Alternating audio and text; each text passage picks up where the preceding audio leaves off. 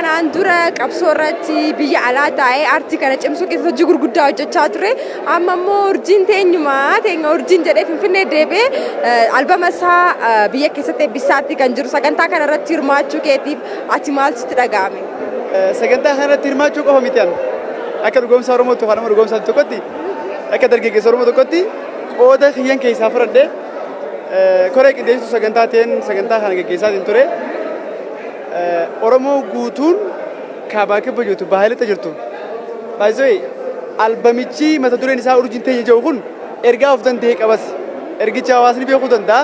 Hawaasni itti barasi. Waan adda isa godhu tokko bagaruu.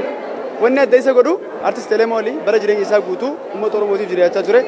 Roga siyaasaatiin, roga amantiitiin, roga dinagdeetiin, roga hawaasummaatiin daayirekshinii hundaan hawaasa kana of barsiisuu irratti kan jiraachaa ture. Albamiin kun waan adda isa godhuu qabaan jee. Tokko mata dureen albamichaatu urjiin teenya jedha. Urjiin teenya kana hiika hawaasni itti hiikkatu. Gama biraatiin ammoo albamoonni gaafa eebbifaman yookaan 10 yookaan 12 albama jedhamee kan eebbifamu jechuudha. Kan artist Elemoolii garuu sirboota 16 of keessatti qabate.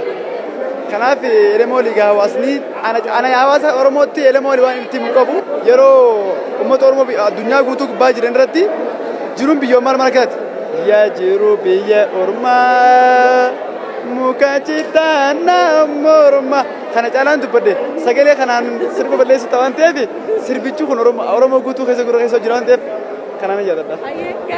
Ergaa dhumaatti ni barbaada. Addis miidiyaa neetworkii warra isiitiin abbaadhaan qe'ee warra abbaan toltuun kan gadhaabatte ammas miidiyaa horattee jirti. Miidiyichinis kan waa'ee Finfinnee, hawaasa Finfinnee, uummata Finfinnee, eenyummaa ganamaa Finfinnee deebisee ijaaruu danda'a jedhaman. Miidiyaa addis miidiyaa neetworkii hedduun isin kabaja, hedduun isin jaalladha. Hegereen isin irra hegeree keessanii baay'ee jaalladha. Galatooma isin jechuun barbaada.